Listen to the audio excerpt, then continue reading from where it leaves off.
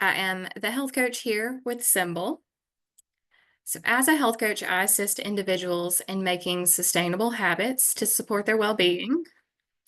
Food is at the heart of health. It fuels our bodies, strengthens our minds, and connects us to the people and traditions that shape our lives.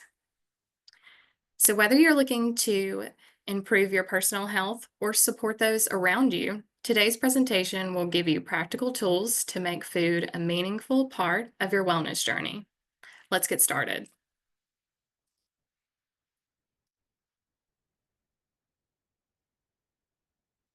Each year during March, we celebrate National Nutrition Month, which is a nutritional education and information campaign sponsored by the Academy of Nutrition and Dietetics. It invites everyone to learn about making informed food choices and developing sound eating habits and physical activity habits. National Nutrition Month started in 1973 as National Nutrition Week, and it became a month-long observance in 1980 in response to the growing interest in nutrition. The theme for National Nutrition Month 2025 is Food Connects Us, which highlights the connection between health, access, traditions, and food across all stages of life. In today's presentation, you'll be able to identify ways in which food connects us, explain what foods make up a healthy eating pattern, and describe ways to explore the connection between food and culture.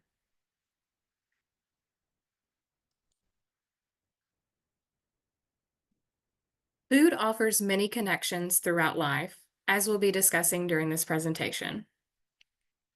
To start, a few ways to connect with food include learning cooking, food presentation, and meal planning skills, exploring where our food comes from, learning about community resources such as SNAP, WIC, and local food banks. Preparing food at home allows us to control the ingredients, their amounts, and how the foods are made. By learning to cook, learning food preparation, and meal planning skills, we can identify ways to substitute lower cost ingredients, use lesser amounts in some cases, and increase the nutrition of many dishes by including more fruits and vegetables. Food assistance programs like SNAP, WIC, and local food banks may be available to individuals who are eligible. Each of these resources can help reduce food insecurity and ensure individuals and families have access to healthy meals.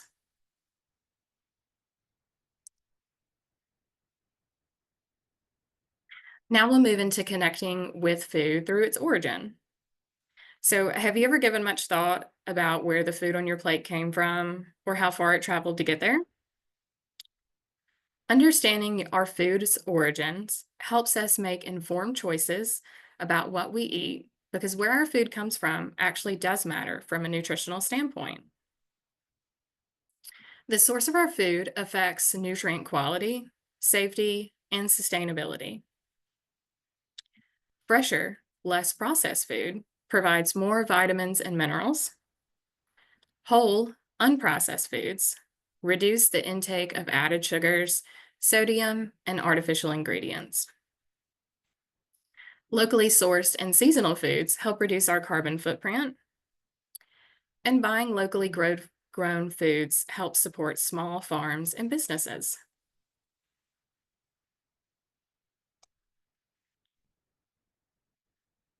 Most of the food we eat goes through some sort of processing. Food processing is a method that transforms raw ingredients into food products. So this can go from minimal processing, so think of washing, cutting, freezing, to highly processed, where foods are made with preservatives or artificial ingredients.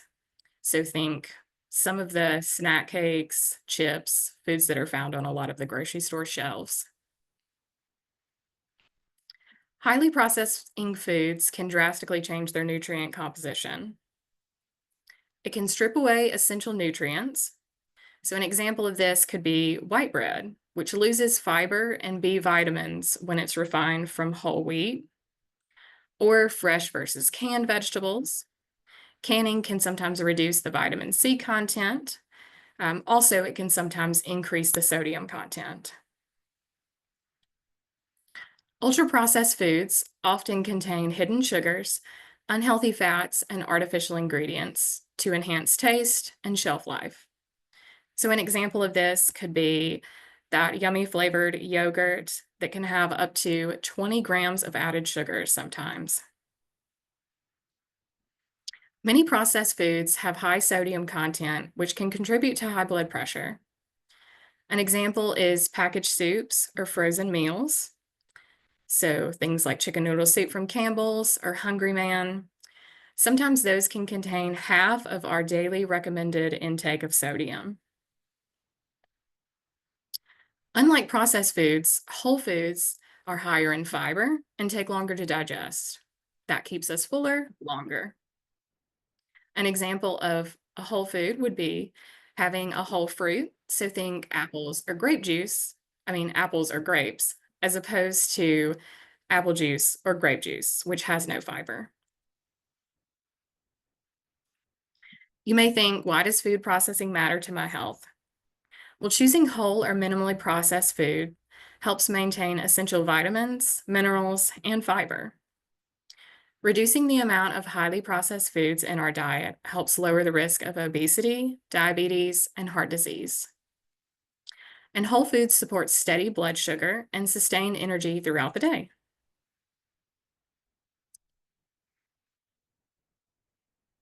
We may not think about this until we get older, but food also connects us to our health. Many factors influence our relationship with food, including health as well as memories, traditions, seasons, and access to food. While these factors influence the foods we eat also affect our health. The good news is it's never too early or too late to start making those better eating habit changes. During our lives, foods may be recommended to help reduce the risk of certain chronic diseases or prescribed in the treatment of some health conditions.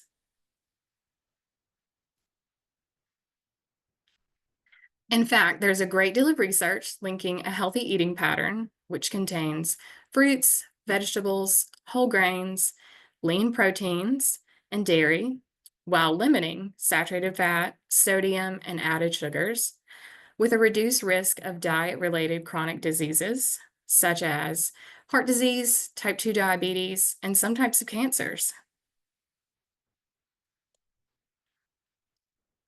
Now, let's look at some ways to help us make smarter food choices. So, to start, reading ingredient labels.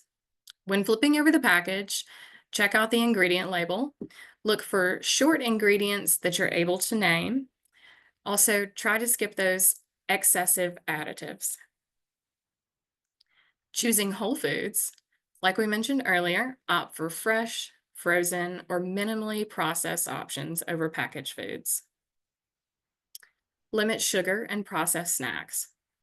Swap out soda for water, chips for nuts, and candy for fruit. Cook at home more often. Homemade meals let us control the ingredients and the portion sizes.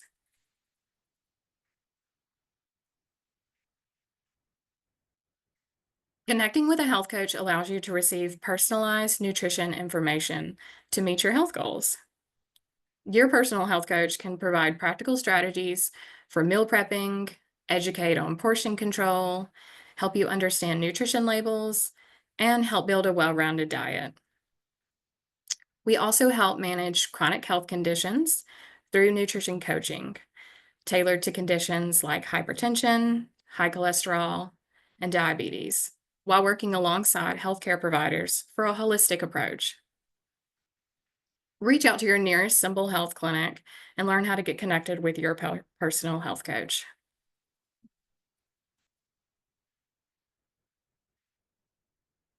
During National Nutrition Month, we are also encouraged to explore the connection between food and culture.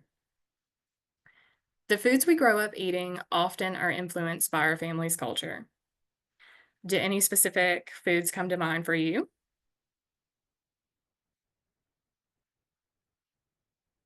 Some ways to explore the connection between food and culture include experimenting with recipes using different ingredients or cooking techniques, including your favorite cultural foods and traditions, or trying new global flavors, enjoying your meals with family and friends when possible.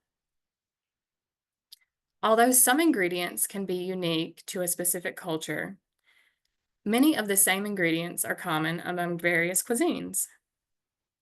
However, the way the foods are prepared, their meaning, and seasonings may be a little different.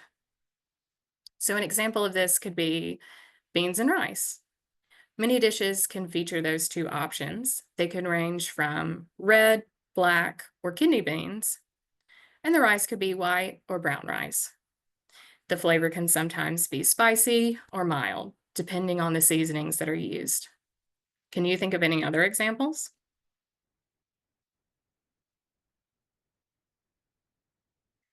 Food also connects us to our family and friends.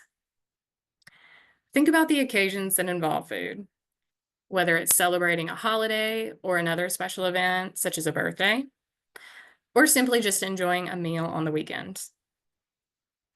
Sharing a meal is an opportunity to learn about its preparation, who made it, and where the ingredients were sourced. There may be additional benefits to sharing meals as well.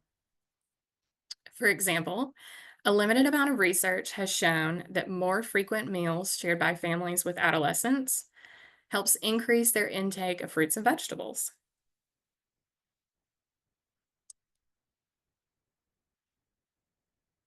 Another way food connects us is through each stages of life by providing the nutrients we need from birth to an advanced age. An example of this can be consuming adequate calcium at a young age can help us reduce the risk of osteoporosis or weakening bones as we age.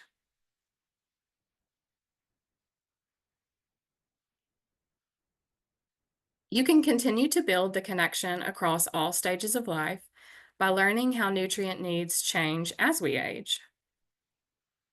Make sure you consult trustworthy sources. So, some great examples that I love that are found online is eatright.org and myplate.gov.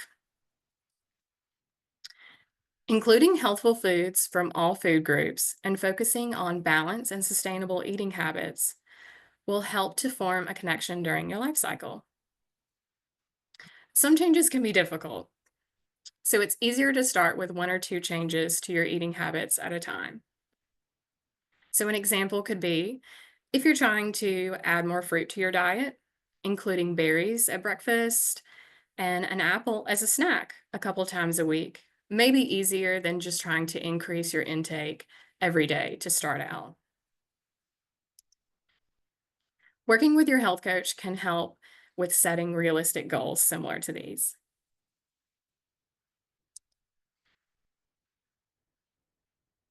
As we wrap up this presentation, I leave you with some questions we can think a little deeper on.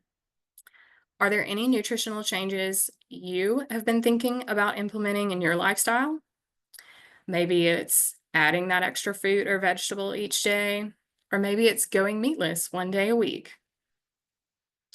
Also, are there any foods from different cultures you enjoy and could incorporate more into your meals?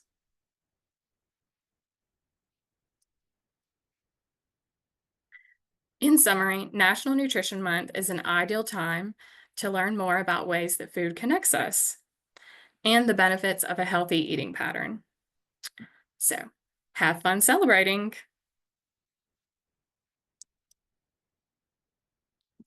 Do we have any questions?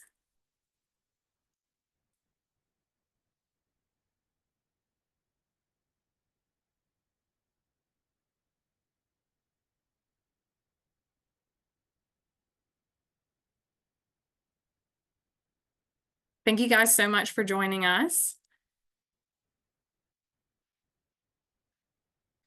And like I said earlier, be sure that you fill out the survey that's found in the chat so that you can get credit for your wellness program.